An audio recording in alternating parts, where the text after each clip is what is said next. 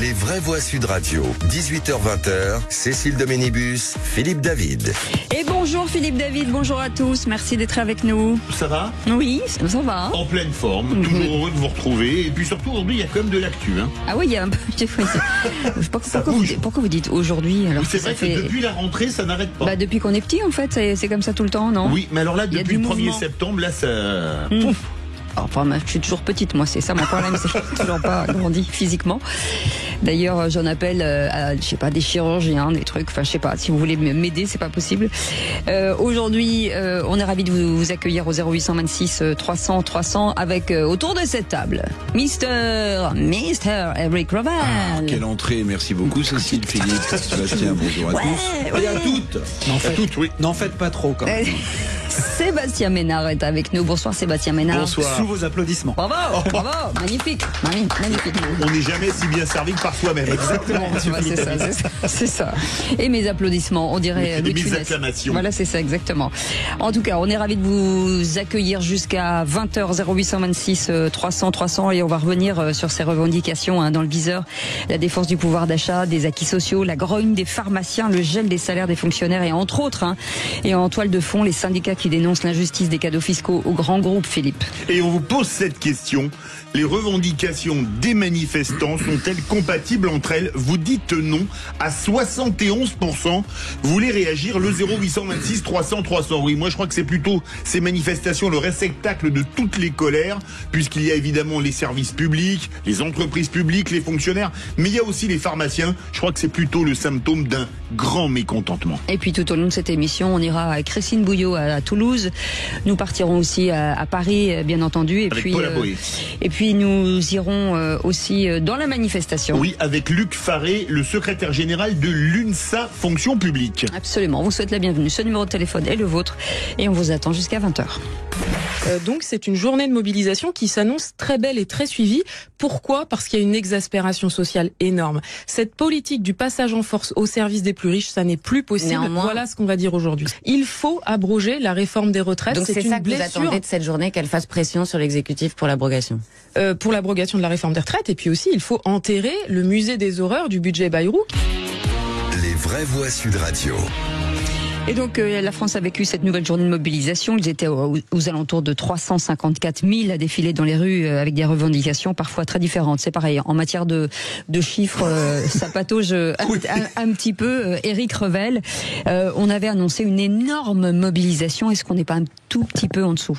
C'est l'impression que ça donne. Ouais. Maintenant, il faudra peut-être attendre la fin de la journée, qui a un décalage toujours le même entre les chiffres de la police, du ministère de l'Intérieur et ceux des centrales syndicales. C'est un grand classique. Maintenant, on attendait 800 000, 900 000, 1 million. Alors, je sais pas qu'il y avait des chiffres d'ailleurs, mais on est bien en deçà. Donc, il faudra faire les comptes. Puis, il faudra regarder aussi si les manifestations n'ont pas été trop assorties de casse. Bon, pour l'instant, j'ai l'impression que les policiers cèdent pas trop aux provocations. C'est le sentiment que ça me donne sur les images. Mais bon, en tout cas, c'est pas le raz-de-marée, je pense, que les syndicats attendaient. Alors, les syndicats parlent de 800 000 à 1 million, donc c'est pas tout à fait la même chose. Mais le plus drôle, c'est quand même la semaine dernière, 8 000 selon la préfecture, 80 000 selon la CGT à Marseille. Il y avait vraiment un rapport, je crois, de 1 à 10. Et donc, moi, je crois que, je le dis, je le répète, c'est le réceptacle de tous les mécontentements. On peut pas comparer LFI qui dit qu'il faut aller manifester et les pharmaciens qui sont en grève et qui manifestent. Ce n'est pas possible. Dedans, il y a tous les mécontentements et ça prouve quand même une chose, c'est que le pays est plus fracturé, je crois, qu'il ne l'a jamais été. Il y a beaucoup de gens qui n'ont pas manifesté et qui sont pas contents non plus. Enfin, c'est vrai. Aussi, en plus, c'est vrai. Non mais mais c'est vrai. Moi je pourrais me satisfaire d'une mobilisation qui semblerait être d'un tiers par rapport à ce qui était prévu, mais la réalité c'est qu'on sait bien autour de nous, dans nos entreprises, parmi nos amis, dans nos rues, etc. Il y a plein de gens qui ne manifestent pas, mais qui ne sont pas contents, de la situation économique, évidemment de cette espèce d'imbroglio feuilletonné budgétaire. Oui. Il y a plein de gens pas contents qui ne se sont pas encore exprimés. Il y a Paysan 47 sur notre compte Twitter, Éric Revel, qui nous disait la justice sociale, ce n'est pas de partager ses cotisations avec le monde entier. Oui, alors c'est vrai que oui, c'est un sujet, mais ce que je pense qui rend quand même très inquiétant la situation, pour prolonger ce que disait Philippe David, du pays quand même, c'est que globalement on a une colère forte en face d'un exécutif faible. Non mais ça c'est très marquant. Non, je dirais pas d'exécutif parce qu'il n'y a pas de gouvernement. Alors, Emmanuel Macron, on sait pas où il est, on sait pas ce qu'il Oui. fait depuis 3-4 jours, il intervient plus. Le jeune Premier ministre Sébastien Lecornu tâtonne. Donc c'est ça. Non, il consulte, il tâtonne pas. Il y a une colère forte en face d'un exécutif extrêmement faible. Et puis, pardonnez-moi, sur les mots d'ordre, moi j'ai lu, j'ai compris, j'ai entendu certains leaders syndicaux qui expliquaient qu'il fallait manifester contre l'austérité budgétaire. Mais pour l'instant, il n'y a pas de budget. Mais est-ce qu'il n'y a pas trop de demandes, trop de revendications qui finalement se percutent et on ne sait plus en fait. On en sort mais rien. En fait, le fait qu'il y ait des demandes diverses, variées et parfois même contradictoires, enfin pour moi c'est pas un problème en soi. Il faut simplement à un moment donné. Laissez-moi terminer. Il faut juste qu'à un moment donné il y ait une ligne politique. La ligne politique, elle doit rassembler le maximum de Françaises et de Français, de répondre au maximum de questions posées par les Français. Mais évidemment, vous ne pourrez jamais plaire à tout le monde, vous ne pourrez pas contenter tout le monde. Mais là, j'ai quand même le sentiment, et honnêtement, ça me brise le cœur, et pas que le cœur que de le dire, on a beaucoup de gens mécontents, dans tous les sens, qui veulent pas d'ailleurs la même chose. Je vais faire la synthèse entre vous deux. Vous avez dit à Éric Revel, il tâtonne pas, il consulte. Oui, il consulte. Moi, je crois qu'il consulte en tâtonnant. Ce qui est un peu les deux à la fois. Pourquoi ? Parce que... Vous êtes en même temps, vous. Bah pour une fois... Vous êtes macronien, ça y est. On y arrive. C'est fait, j'ai tourné kazakh. Non, pourquoi ? Vous savez, on a tous nos informations, pas automatiquement en prenant un café ou en dînant avec des politiques. Aujourd'hui, le plus compliqué pour faire le gouvernement, c'est le nombre de députés qu'on nommerait au gouvernement et qui seraient remplacés par leurs suppléants, mais ça poserait problème pour avoir une majorité parce que certains ont quitté le parti. C'est une usine à gaz. Moi, on me dit, je te préviens, il n'y aura pas de gouvernement avant octobre. On a un Premier ministre depuis 9 jours, c'était mardi de la semaine dernière, c'est ça ? 9 jours, et il nous reste encore 11 jours, 12 jours pour être en octobre. C'est-à-dire qu'on se dit, mais est-ce qu'on va pas finir avec une situation barniéresque où on a mis 45 jours à avoir un gouvernement ? Et je crois que tant qu'il n'y aura pas plus de stabilité au plus haut niveau de l'État, parce que, désolé, le plus haut niveau de l'État, c'est le chef de l'État, mais c'est quand même aussi le gouvernement, inutile de dire que c'est un peu la fête à neuleux. Tout le monde peut descendre dans la rue en étant mécontent, parce qu'en plus, tout le monde a de bonnes raisons de descendre dans la rue. Enfin, sauf qu'aujourd'hui, les affaires courantes, pardonnez-moi Cécile, les affaires courantes aujourd'hui sont expédiées. Vous avez un gouvernement qui gouverne le pays. Voilà, vous pouvez me raconter ce que vous voulez. Regardez, vous avez des manifestations, vous avez un ministre de l'Intérieur qui est à la tâche, vous avez un ministre de la Justice qui travaille, ça bosse. Enfin, pardon, c'est pas comme si... Il y a quand même des gens qui sont quand même dans le cockpit. Oui, dans le super régalien, parce qu'à Bercy, comme il n'y a pas de budget, ils font pas grand-chose, on dit en passant. Ils collectent vos impôts, enfin moi je les reçois quand même. Ah oui, moi aussi. Voilà. Si eux pouvaient arrêter, ce serait pas mal. Le fait que le Premier ministre Éric Revel soit très silencieux dans une période comme ça, est-ce que c'est bon pour lui ? Écoutez, je pense que personne ne connaît Sébastien Lecornu. Peut-être que même certaines personnes ne savent pas qu'il est Premier ministre. Non, mais attendez, on est dans un chaos politique absolument hallucinant. Il faut dire les choses. Je ne sais pas si Sébastien Lecornu restera longtemps à Matignon. Je ne sais pas quelle sera l'étape suivante pour le président de la République, mais on est dans une situation politique, mais attendez, inconnu sous la 5e. Oui, c'est apocalyptique en réalité. Hein. C'est pour ça que vous êtes excessif. Hein. Oui, comme d'habitude. Comme vous êtes macroniste comme d'habitude. Ça me gêne pas d'être excessif, si vous voulez. Macroniste éclairé. Attendez, écoutez. J'ai pas dit éclairant, j'ai dit éclairé. Si vous dites éclairé, c'est-à-dire qu'il y en a qui n'ont pas de lumière à tous les étages. Je dis hélas parce que c'est notre pays, si vous voulez, c'est notre pays, c'est le président de la République. Mais il s'est mis dans une situation depuis la dissolution, mais absolument. Enfin, je comprends même pas. Vous dites le gouvernement expédie les affaires courantes. Vous avez raison. Si. Mais en réalité, si vous voulez, le pays sait pas où il va. Les chefs d'entreprise, moi j'en croise plein. Sont désorientés totalement. Voilà. Je suis chef d'entreprise, ça m'empêche pas de faire fonctionner mes entreprises. Faut quand même se détendre un petit peu quand même. Très bien. Mais si vous voulez, moi, la plupart des gens que je rencontre, ils me disent, on ne sait pas quelle sauce fiscale on va être mangé, on ne sait pas, voilà. Donc en fait, il y a une espèce d'attente très, très angoissée des Français. Difficile de faire des investissements pour les entreprises on est d'accord. aujourd'hui. Mais le grand soir fiscal, il n'est pas promis en tout cas avant 2027. Hein. Allez, attendez, vous restez avec nous dans un instant. On ira direction Toulouse avec Christine Bouillot pour un bilan des manifestations. Et puis dans un instant, Luc Faré sera avec nous, secrétaire général de l'UNSA Fonction Publique. À tout de suite. Sud Radio. Sud Radio. Parlons vrai. Parlons vrai. Sud Radio. Parlons. Les vraies voix Sud Radio. 18h-20h. Cécile de Ménibus, Philippe David. Avec Philippe David jusqu'à 20h au 0826 300 300. On est ravis de vous accueillir. Philippe David, ça va bien? Ça va très bien. Bon, ça va mieux qu'il y a 5 minutes? Oui, mais mieux que pour le chef de l'État aussi, pour répondre à...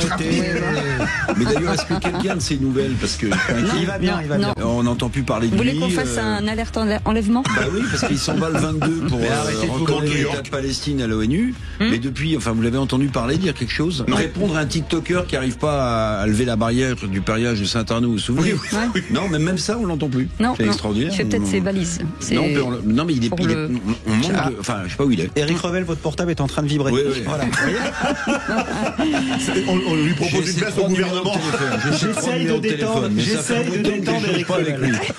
Allez, restez avec nous et 0826 300 300. Luc Faré est avec nous, secrétaire général de l'UNSA Fonction Publique. Bonsoir Luc Faré, merci d'avoir accepté notre invitation et bienvenue sur Sud Radio. Bonsoir. Bonsoir à vous.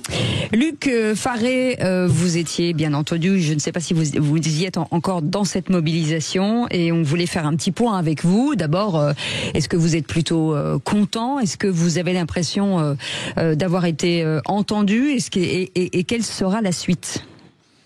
Alors d'abord, la journée d'aujourd'hui est un vrai succès.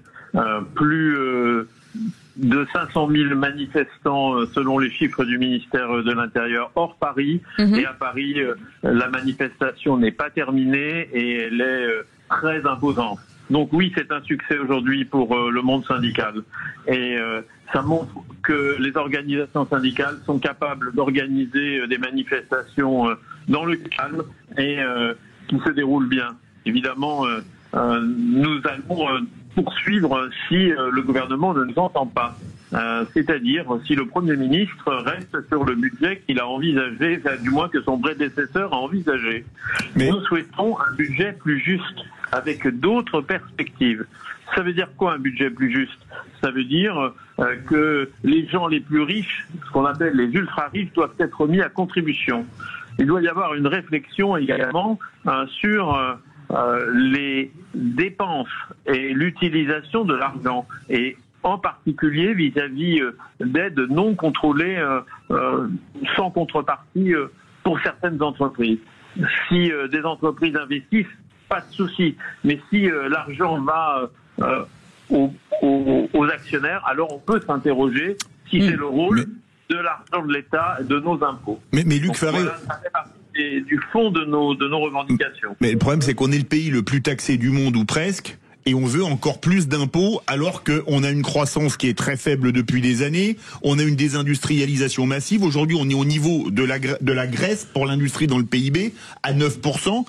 Est-ce qu'il ne faudrait pas plutôt changer le logiciel dans l'autre sens, en se posant la question, exactement, est-ce qu'il ne faudrait pas descendre la dépense publique? Parce que sauf si on veut passer à 60% de dépenses publiques dans le PIB, et pourquoi pas 70%? C'est pas la question qui est posée. C'est la question qu'il faut poser. Ça peut-être pas votre question, mais c'est ma réponse. Aujourd'hui, l'argent public, et l'argent public, si on fait le bilan de ce qui se passe depuis 8 ans, eh bien, n'a pas été utilisé comme elle aurait dû, en particulier sur la question de l'industrialisation, des investissements dans la recherche, des investissements dans le logement, des investissements dans l'intelligence artificielle, des investissements pour les Français, pour les services publics, pour la fonction publique. C'est partiellement vrai ce que vous dites, monsieur. Je suis désolé, moi je suis chef d'entreprise, je suis à la tête d'un groupe, on a investi beaucoup, l'État nous a évidemment aidés, les aides sont en tout cas pour les petits entrepreneurs comme moi toujours sécurisées et conditionnées. Il n'y a pas d'aide sans contrepartie, il n'y a pas d'investissement via la banque publique d'investissement, via la caisse des dépôts, etc. sans contrepartie. Tout ça, ça n'existe pas. Et c'est exact, enfin ça n'existe pas. Dans le vrai monde, monde, ça n'existe pas. Le rapport sénatorial qui a été présenté ne dit pas tout à fait la même chose. Il dit pas tout à fait la même chose, mais il faut pas être excessif. Il faut pas dire à nos auditeurs ou laisser croire à nos auditeurs que la France est un grand bordel et que tout ça est une grande gabegie budgétaire. Ce n'est pas vrai. Ce n'est pas ce que j'ai dit. Et si on convient ensemble qu'il y a une difficulté par rapport à la dette et par rapport à la somme d'argent du budget actuel de l'État, on peut s'interroger. Bien sûr, on peut être d'accord. Qu'est-ce qu'on doit utiliser aujourd'hui parmi l'argent et les sommes d'argent qui correspondent à nos impôts. Et la question qui peut être posée, c'est est-ce que si tout le monde doit faire un effort, eh bien, ne commençons-nous pas par regarder comment est utilisé tout l'argent et qui paye et qui participe. Ça ne peut pas être que les retraités, ça ne peut pas être que les gens qui ont peu de revenus, ça ne peut pas être les gens qui sont couverts par la sécurité sociale, à qui on va demander d'avoir doublé la franchise médicale. Oui, ça ne peut pas être cela. Luc Faré, juste une réponse de Sébastien Maynard et après on part à Toulouse. On est parfaitement aligné, monsieur, on est parfaitement d'accord. On ne peut pas demander aux plus nécessiteux, à celles et ceux qui ont le moins de moyens, de contribuer autant ou le plus. On est complètement d'accord. Mais ce qu'a dit Philippe David tout à l'heure est essentiel. Vous voulez fabriquer de l'argent. Vous voulez fabriquer de l'argent. Vous voulez rembourser cette dette. Laissez les entrepreneurs entreprendre et travailler, embaucher, investir, reconstruire la France. Mais pour ça, il faut alléger la fiscalité. Merci beaucoup, Luc Faré, d'avoir accepté cette invitation. Allez, direction Toulouse avec Christine Bouillot. Bonsoir Christine. Bonsoir. Bonsoir Cécile, bonsoir Philippe, bonsoir les vrais voix. Alors, petit bilan, puisque la semaine dernière, vous étiez déjà avec nous et merci d'être là aujourd'hui. Cette manifestation très suivie, cette fois-ci à Toulouse, une nouvelle fois. Oui, en effet, Cécile. Manifestation. Alors, les chiffres donnés ce soir par la préfecture font état de 18 000 manifestants, 40 000 selon les syndicats. C'est donc une mobilisation qui est en hausse, quoi qu'il en soit, par rapport à la semaine dernière, à la journée du 10. Manifestation qui s'est déroulée dans un calme relatif. On a peu à des tensions sur la fin du cortège avec ce positionnement des forces de l'ordre, mais finalement les choses se sont passées plutôt dans le calme. Les forces de l'ordre sont actuellement en train de ranger leurs affaires et de quitter le centre-ville, où on ne peut constater qu'il n'y a pas eu de dégâts comme il peut y avoir eu la semaine dernière. Le cortège très fourni évidemment, tous les syndicats représentés avec les différentes corporations, des syndicats du privé comme du public étaient présents. Je pense notamment aux salariés de BTO France qui sont descendus dans la rue, des salariés de Carrefour aussi, beaucoup d'enfants, beaucoup de jeunes, beaucoup de familles également, mais aussi énormément de retraités. Beaucoup disaient qu'ils étaient là pour défendre l'avenir des enfants, l'avenir de la jeunesse par rapport à un budget d'austérité, une situation de la France qui devient pour eux et selon eux critiquable par rapport à la politique qui est menée actuellement par le gouvernement. Donc une journée, j'allais dire, qui a commencé avec quelques manifestations ici et là, avec l'apparition de mouvements qu'on a vu fleurir sur les réseaux sociaux, notamment ces opérations de canard, on appelle ça, c'est-à-dire des manifestants qui traversent, comme ça se faisait en Espagne, qui traversent lentement un passage piéton et qui redémarrent pour bloquer la circulation, mais ça n'a été des blocages de quelques minutes qui ont été vite arrêtés par les forces de l'ordre. Donc une manifestation qui s'est plutôt bien passée. Voilà. Christine, est-ce que ça veut dire que vous avez entendu ou qu'il puisse se repasser quelque chose dans les prochains jours? Est-ce qu'il y a déjà des dates qui vont tomber? Alors ce soir, il y a une intersyndicale nationale qui se réunit à Paris, les leaders syndicaux qui étaient tous présents dans le cortège aussi parisien, mais également dans toutes les villes de France. Donc une intersyndicale nationale qui se réunit pour faire le point, le bilan. À l'instant, le ministère de l'Intérieur annonce plus de 500 000 manifestants sur l'ensemble du territoire français. C'est donc plus que la semaine dernière. Donc l'intersyndicale va devoir décider si oui ou non ils appellent à une nouvelle journée de mobilisation pour continuer sur cette lancée, en sachant que beaucoup nous disent qu'ils n'attendent finalement pas grand-chose du futur gouvernement de Sébastien Lecornu, mais tous visent évidemment Emmanuel Macron et attendent son départ. Merci beaucoup Christine Bouillot en direct de Toulouse. Allez, vous restez avec nous. Vous voulez participer à cette émission 0826 300 300 autour de cette table. Éric Revel, dans un instant, le tour de table d'Éric Revel. Oui, je parlerai de ce scandale. Vous vous souvenez de cette vidéo où un policier se fait rouer de coups au sol par 5 voyous racailles. À Tourcoing. Eh bien, les 5 ont été libérés. Ils n'ont pas fait un jour de prison. Philippe David. Marine Tondelier et Sandrine Rousseau ne passeront pas leurs vacances ensemble, comme disait Thierry Roland. Et Sébastien Ménard. Et nous allons partir du côté de chez France Télévisions, où la présidente de France Télévisions a qualifié un groupe média d'extrême droite. Allez, on en parle dans un instant. Soyez les bienvenus. On est ensemble jusqu'à 20h. Sud Radio. Sud Radio. Parlons vrai. Parlons vrai. Sud Radio. Parlons vrai. Les vraies voix Sud Radio. 18h-20h. Cécile Doménibus, Philippe David. Et bienvenue autour de cette table, Éric Revel et Sébastien Ménard et vous au 0826 300 300. Tout de suite, le tour de table de l'actu de nos vraies voix. Mais on est chez les fous là. Vous avez 2 méthodes de pompage. Ah d'accord. Vous pompez la chaleur qui est dégagée. Ah oui. J'ai chaud, je me sens pas très bien. Vous pompez, vous faites de la chaleur l'hiver. Mais d'abord, il fait pas si froid que ça. Elle est en permanence mal interprétée. Le tour de table. De l'actualité. Éric Revel, on va revenir sur ces agresseurs du policier de Tourcoing. Aujourd'hui, tous remis en liberté. Oui, je pense que j'ai pas été le seul Français à être choqué en visionnant cette vidéo absolument atroce, scandaleuse, où on voit un policier qui est au sol, qui est roué de coups par 5 individus, plus un 6e qui filme, et qui met des smileys morts de rire, en fait. Pourquoi évidemment c'est scandaleux, parce qu'une fois de plus on voit quelqu'un qui appartient aux forces de l'ordre se faire rouer de coups. Je rappelle quand même qu'il a été en partie défiguré, que ses dents ont été cassées, le nez, enfin bon. Sans compter le traumatisme. Donc, les 5 racailles ont été interpellés. On s'attendait à ce qu'il se passe quelque chose, et en fait il y avait des adultes dans le tas.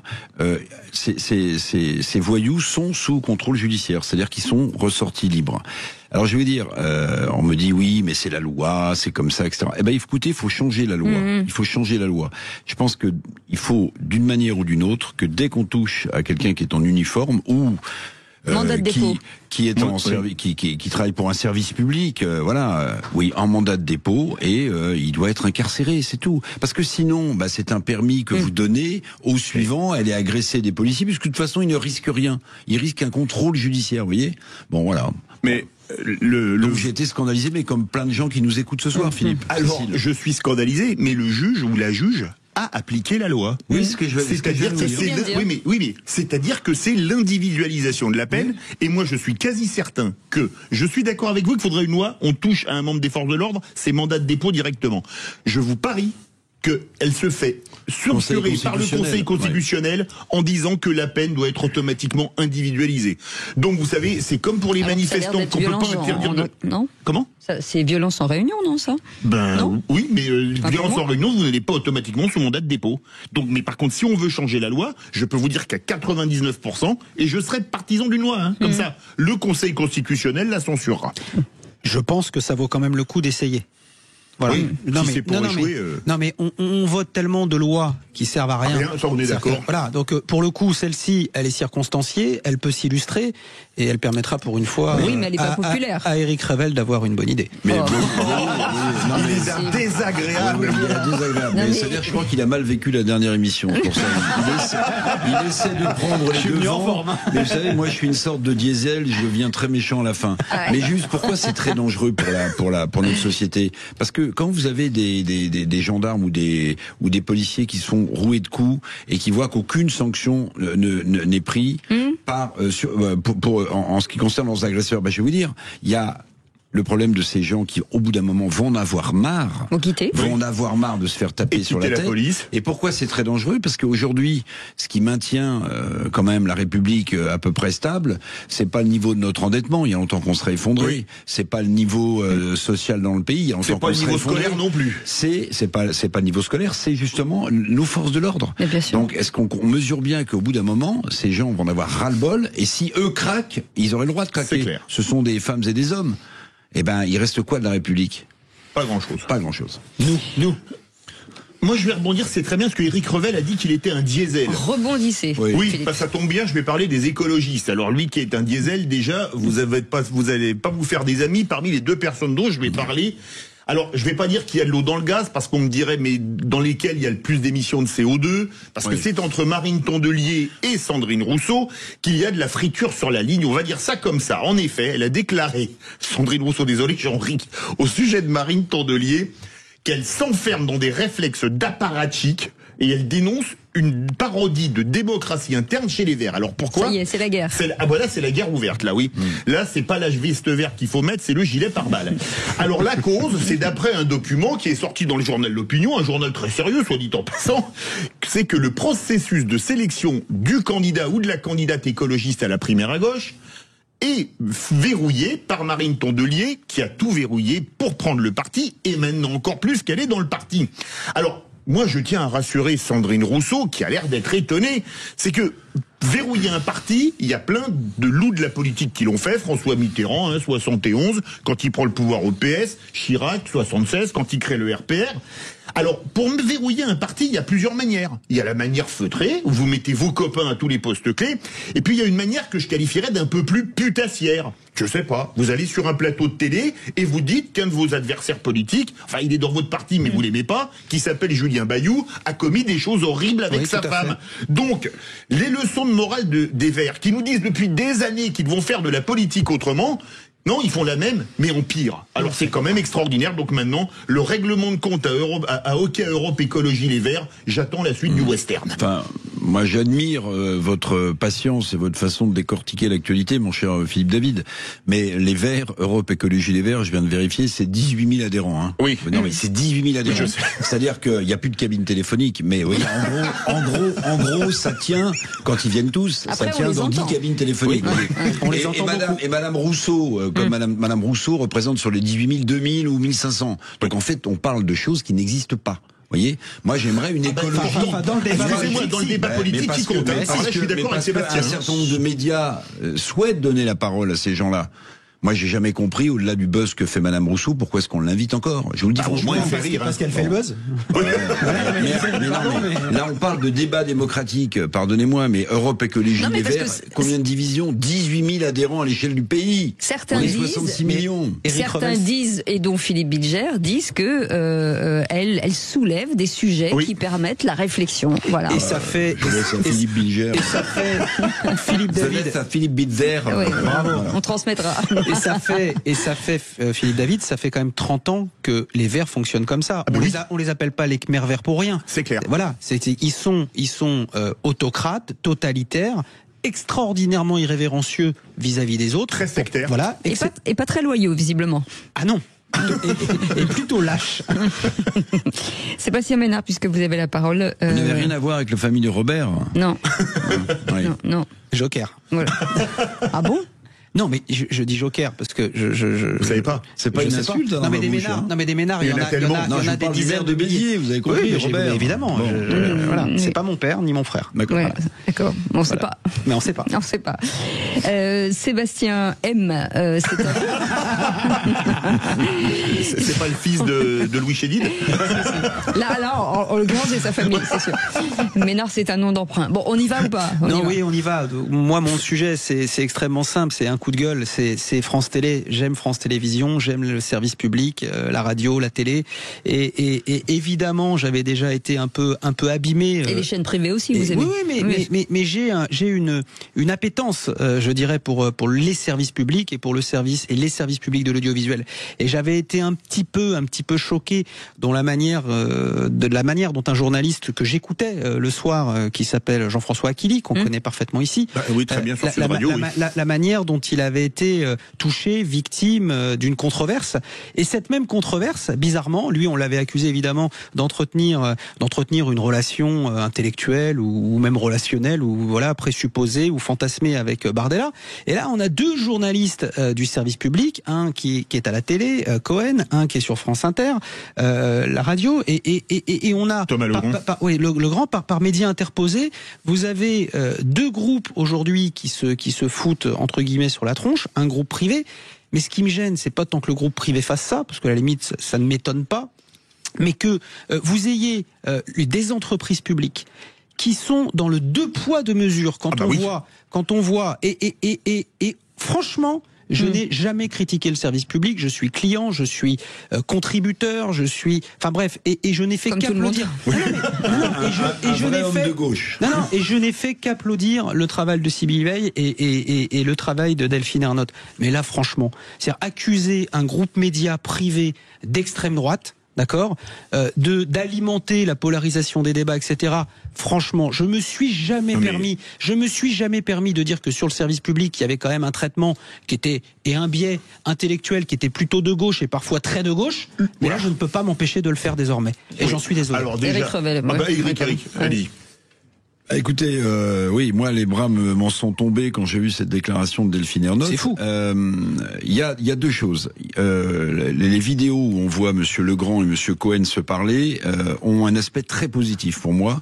C'est qu'au moins ceux qui imaginaient qu'il n'y avait pas de biais idéologique à Radio France ou à France Télévisions ont la preuve sous les yeux. Vous voulez pas le voir. Voilà, on a preuve sous les yeux que ce biais existe. Parce que comme journaliste, pour le comité d'éthique de France Télé qui a dit circuler, il n'y a rien à voir. C'est une talonnade, ça. Mais oui, on est d'accord. Que des journalistes, des jeunes, petits des jeunes, dînent avec des hommes politiques, on l'a tous fait, et c'est important, parce qu'on obtient des informations, et les politiques essaient de faire passer des messages. Mais là, la scène à laquelle on a assisté, c'est pas ça. Là, on va se flinguer Dati. Oui, on va se flinguer Dati. Et on va faire élire le mieux pour Glucksmann. Et on met en place une stratégie dont les médias, donc France Inter, puisque Monsieur Legrand travaillait sur France Inter, en seront les amplificateurs. On se sert d'un média public payé par tous les contribuables pour amplifier des idées, pour essayer de manipuler le vote finalement. Donc ça, c'est extrêmement grave. Maintenant, Madame, je pense, Delphine Ernotte a perdu ses nerfs, je vous le dis comme je le crois, parce que en réalité, elle met des cibles dans le dos. Oui, elle met des cibles dans le dos. Elle met des cibles dans le dos. Mais là aussi, c'est très, enfin, ça révèle quoi, cette sortie outrancière de Madame Ernotte? Ça révèle, en fait, qu'on est rentré, oui, c'est vrai, dans une guerre idéologique. La gauche a tellement eu l'habitude, pendant des décennies, de conscientiser le peuple, de lui expliquer ce qu'il fallait penser, qu'il n'y avait pas de place pour une opposition intellectuelle. En fait, il y a une opposition qui est incarnée par le groupe privé dont vous parlez, et évidemment, c'est ça qui est en train de changer. C'est ça. Donc, on est, oui, rentré dans une sorte de guerre idéologique. La gauche l'a utilisé, ça s'appelle le gramschisme. Oui.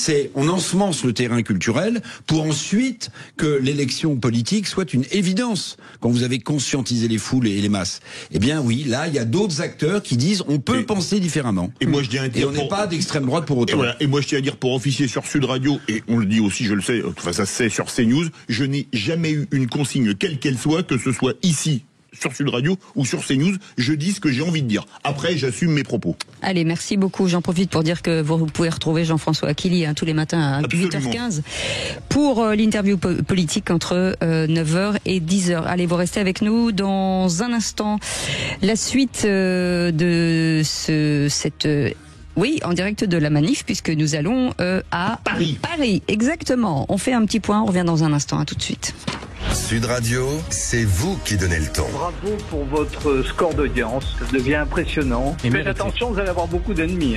Sud Radio, parlons vrai. Les vraies voix Sud Radio, 18h-20h, Cécile de Ménibus, Philippe David. Et en tournée, pas du tout. Entouré, j'allais dire. Mais on va bientôt partir en tournée, puisque le 25, bien entendu, nous serons à Lyon. Avec Eric Revel. Je serai avec vous. Avec le taulier, je voulais dire, le taulier, Eric Revel. On l'emmène. Le garagiste. Et Lyon est une ville où on mange très bien. Mais pourquoi vous vous imposez ça? Mais parce qu'on est content de faire un petit voyage avec Eric Revel. C'est un plaisir. Voilà. Parce que il a une capacité supérieure à la vôtre. Il a galéré. Il a galéré, vous avez vu? Non, j'ai essayé de trouver le truc le moins vexant possible. Arrêtez, Eric, arrêtez. Écoutez, vous m'avez cherché, ça y est, vous m'avez trouvé. 18h46 sur Sud Radio, vous m'avez trouvé. Là, il est parti en électrique. J'adore. Tout à l'heure, c'était diesel, là, ça y est, bam, c'est parti. J'ai changé de véhicule, je suis électrique, là. Ça y est, je peux te dire qu'il a de la charge. Donc attention, Sébastien Ménard. Allez, 0826 300 300, on est ensemble jusqu'à 20h et direction Paris avec Paola Boé. Bonsoir Paola. Bonsoir. Paola, donc vous êtes aujourd'hui dans les manifestations. Est-ce que vous y êtes toujours? Est-ce que vous avez l'impression que la manifestation à Paris est beaucoup plus dense que celle du 10 septembre? Alors oui, je suis un peu à l'écart de la manifestation. En fait, je suis dans une des rues qui donne sur la place de la Nation, derrière un barrage de police. Oui. En fait, ce qui s'est passé, c'est que le cortège a été très lent aujourd'hui. Donc, il y a encore des manifestants qui continuent d'arriver sur la place pendant qu'il y a quelques affrontements avec les forces de l'ordre de façon ponctuelle. D'accord. Et beaucoup de mouvements où ça a été plutôt très calme? Ça dépendait vraiment de où on se trouvait dans le cortège. Il y avait des endroits où c'était une manifestation très dense, oui, mais assez calme, même assez bon enfant par moment, avec de la musique, des chants, de la danse. Et puis d'autres moments où en fait c'était très tendu, les gens étaient très agressifs. Donc c'était très hétérogène au niveau de l'ambiance en fait. Et qu'est-ce que on entendait comme type de revendication? Est-ce que vous avez pu comprendre qui étaient en tout cas les gens qui étaient là? C'est un peu comme le 10 septembre parce que beaucoup revendiquent que la manifestation d'aujourd'hui c'est la suite du 10 septembre. Donc on avait le pouvoir d'achat, on avait le cul de gouvernement qui est en train de se créer sous Sébastien Lecornu, juste un ras-le-bol un peu général avec qui a englobé beaucoup de revendications. Merci beaucoup en tout cas Paola Boé d'avoir été avec nous aujourd'hui. Allez tout de suite et si j'étais syndicaliste. Les vraies voix Sud Radio. Et d'habitude c'est si j'étais ministre, mais aujourd'hui c'est si j'étais syndicaliste et visiblement de la CGT avec Hakim qui nous appelle de Villeneuve-sur-Lot. Bonsoir Hakim. Bonsoir Hakim.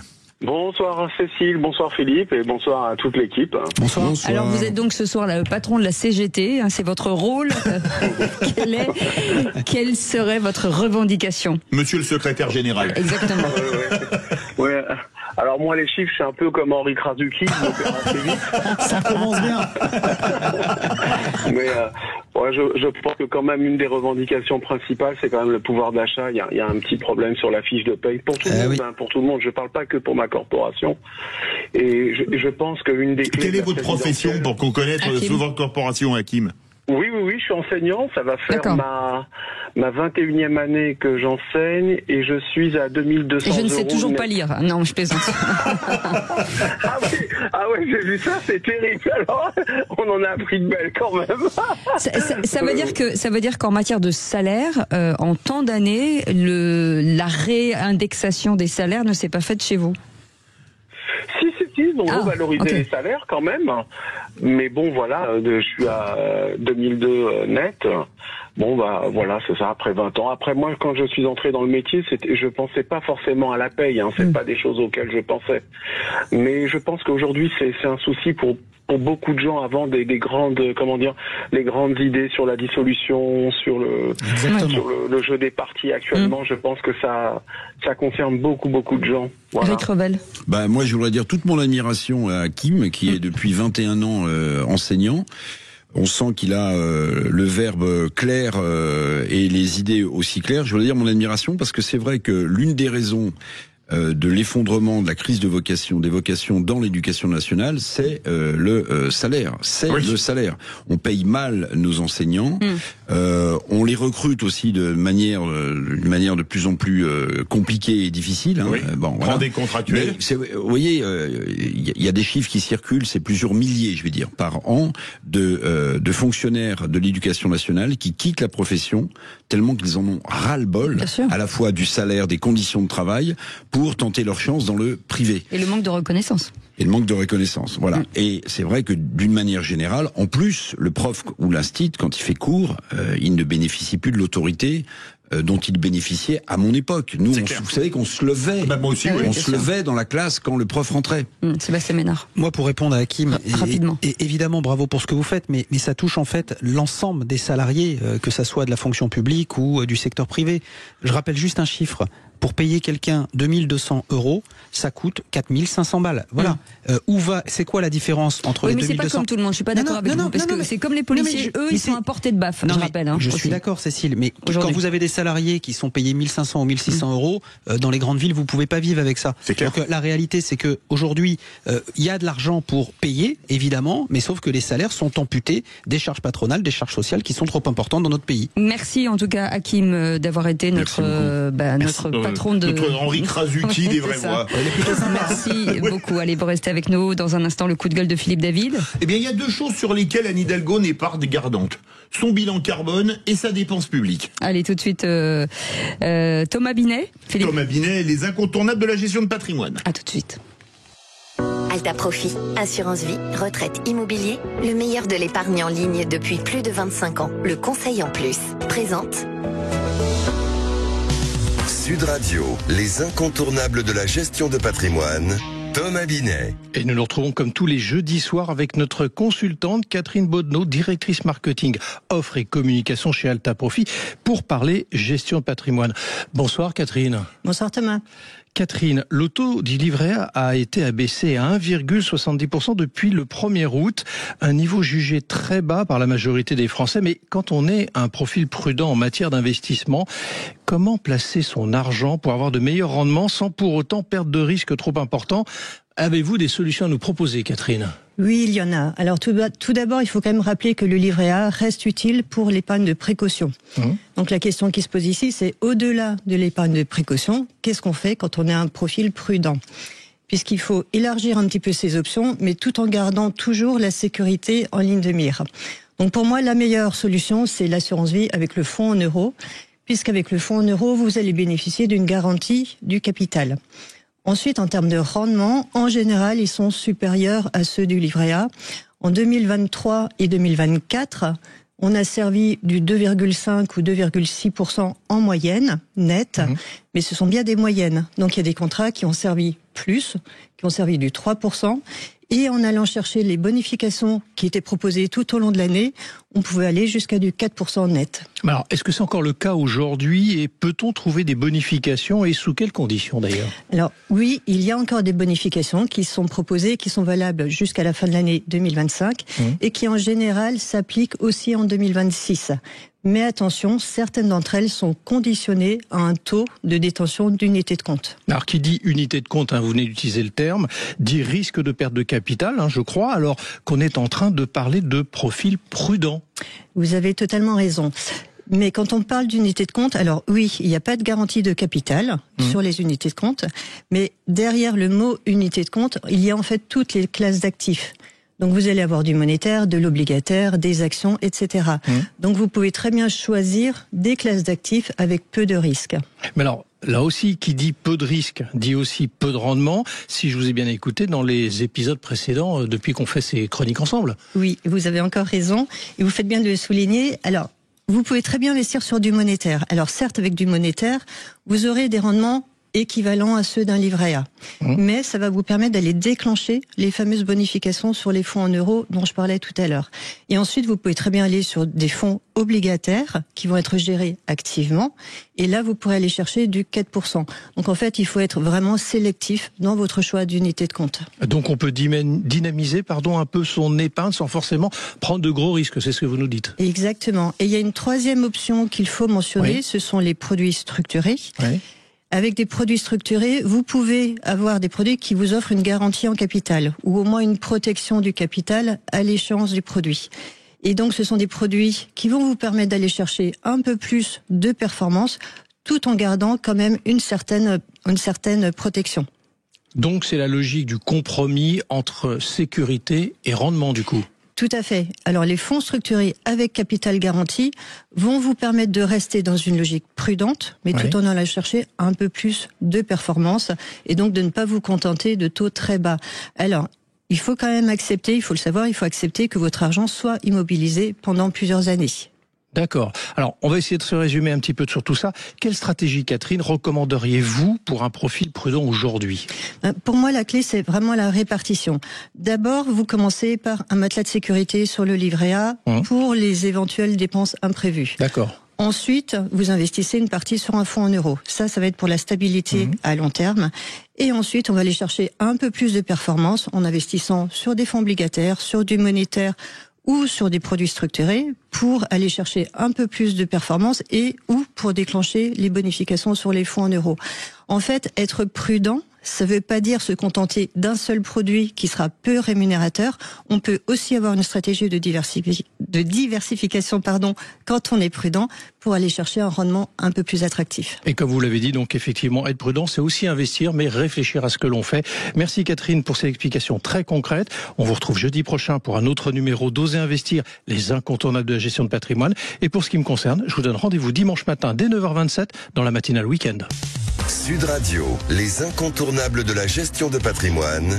Thomas Binet. Avec Alta Profit, assurance vie, retraite, immobilier, le meilleur de l'épargne en ligne depuis plus de 25 ans. Le conseil en plus.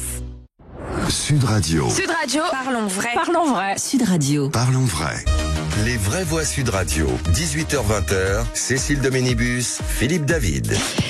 Philippe David, bien entendu, Sébastien Ménard et Eric Revel. Et je disais, ça rend les gens heureux. Eh ben, il y a plein de choses qui rendent les gens heureux. En tout cas, il y a des informations qui agacent Philippe David.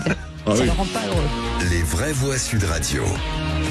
Comme d'habitude, je vais remettre le clocher au milieu de village. Un village qui se situe dans le 4e arrondissement de Paris. Pourquoi le 4e arrondissement de Paris? Parce que c'est là que se trouve la mairie de Paris, où Anne Hidalgo, où siège Anne Hidalgo, dont une partie des notes de frais a été récupérée par une association anticorruption, Transparence Citoyenne, et dévoilée par Mediapart. Mais attention, une partie seulement des notes de frais, car la maire de Paris ne les a jamais révélées que sous la contrainte, la transparence étant réservée aux autres. Et le moins qu'on puisse dire est qu'elle n'est pas regardante à la dépense.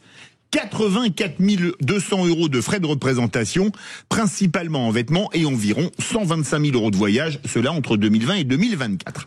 Alors on me dira que c'est légal, puisque Anne Hidalgo n'a pas dépensé l'ensemble de son budget, et qu'elle a même laissé un reliquat, vous voyez, pour être honnête, je le donne, de 714 € en 2024, 4 900 en 2023, 5 800 en 2022, 14 € en 2021, là on a frôlé quand même la limite, et 2800 € en 2020. Mais alors que la dette de la ville a explosé sous ces mandats, qui peut justifier de telles dépenses?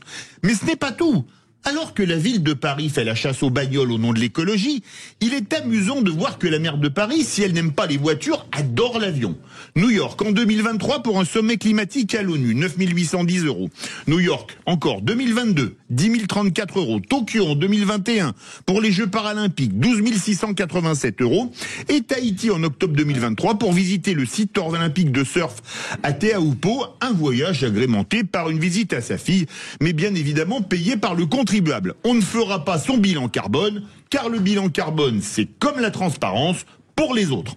Il est quand même amusant de constater qu'un homme d'affaires ou un journaliste qui fait de la télévision n'a pas le droit de passer ses costumes en frais de société, alors que c'est un outil de travail, car il commettrait un abus de bien social au regard de la loi. Et si on créait un délit d'abus de biens publics pour les élus qui confondent les verbes servir et se servir, et qui dépensent notre argent pour leur seul plaisir, sans aucun intérêt pour la collectivité?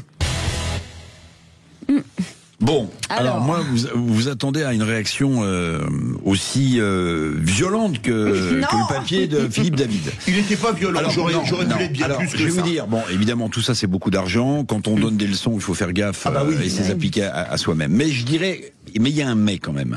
Mais oui, parce que quand vous êtes maire de la principale ville française, Paris, vous avez forcément des délégations, des chefs d'État à recevoir, et je vais peut-être vous choquer, mais je préfère que Madame Hidalgo, puisque c'est le cas, j'ai vu parmi ce qu'elle s'est acheté, reçoive dignement, en faisant la publicité de nos couturiers dans une robe Dior, que si elle va... Voilà, moi c'est mon point de vue. Maintenant, je ne justifie pas l'ensemble des frais. Elle peut se la faire prêter.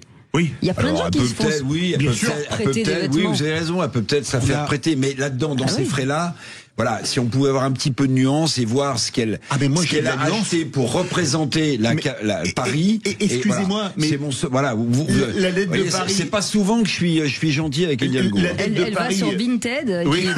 Voilà, elle va sur Vinted. Vu comment la dette de Paris a explosé sous ces mandats, désolé de le dire, mais ce qu'il faut peut-être partager avec nos auditeurs, c'est qu'on a, même si tout ça s'inscrit dans un cadre légal presque parfait. Mais c'est légal, il n'y a rien à dire. Presque parfait. On a un sujet, c'est-à-dire que à un moment donné, il y a aussi besoin d'une mise à jour par rapport à l'exercice du pouvoir et l'utilisation des crédits, des attributs du pouvoir. Voilà, aujourd'hui, ce qui est légal, voilà, n'est plus acceptable et ne peut plus passer. Mais ce qui est vrai, c'est que ce que dit Éric Revel est vrai.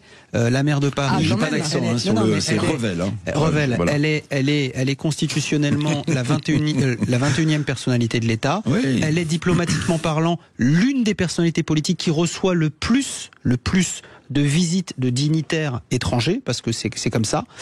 Donc, elle a peut-être aussi besoin, si elle ne sait pas s'habiller, d'être aidée, accompagnée. Et voilà, bon. Mais je constate que les costumes de Bourget avec Fillon, qui étaient de l'argent privé, ont fait beaucoup plus de scandale que les robes d'Anne Hidalgo, qui sont notre argent. Vous voulez dire quoi? Vous voulez dire qu'il y a encore un biais en matière de compréhension de ce genre de choses? Je pense que oui, les médias protègent plus des personnes politiques de gauche que de droite. Oui, Fillon, c'est comme ça. Non, je suis très bonne foi, je suis en pleine forme. Mais non, mais par exemple, dans les voyages que vous avez rappelé, Philippe David, c'est vrai qu'il y en a un qui avait fait exploser le point de colère, c'est Tahiti. Quand elle allait voir, c'est le spot. Elle passe 2 semaines et elle n'est même pas allée voir le spot de surf. En préparation des Jeux Olympiques. Ce qu'il faut dire à nos auditeurs, c'est que c'est de moins en moins possible et que c'est de moins en moins admissible et que tout ça va définitivement disparaître. Et ben voilà. J'en suis pas si certain. Et tout ça, ce sera la faute de Philippe David. Ça y est. Parce qu'il a balancé sur tout le monde. On me remerciera parce que j'aurais fait baisser la dépense publique. Moi, je voulais être maire de Paris, donc c'est pas la peine que j'insiste alors. Pour mes costumes. Ça vous aurait peut-être un peu aidé. Non, sinon je vais vous mettre une veste. On vous en prêtera, Éric Revel, ne vous inquiétez pas. J'ai 2-3 trucs à vous prêter, ça vous ira pas forcément, mais à propos de veste, vous avez vu ce qu'a dit Mélenchon, parce que maintenant il s'habille en veste Mao, vous avez vu? Oui. Il a dit l'important c'est pas de la retourner. C'est pas mal. C'est pas mal. C'est joli. Merci Éric Revel, merci beaucoup Sébastien Ménard. Allez, vous restez avec nous dans un instant. On va vous parler d'automobile avec Équipe Auto qui fête ses 50 ans. Absolument. Déjà. Et Sud Radio, Sud Radio aura un stand à Équipe Auto et on y sera présent. Absolument. Et nous sommes partenaires d'Équipe Auto. On est ravis de les accueillir dans un instant. Soyez les bienvenus. On est ensemble jusqu'à 20h. Avec Sud Radio. Sud Radio. Parlons vrai. Sud Radio. Parlons vrai.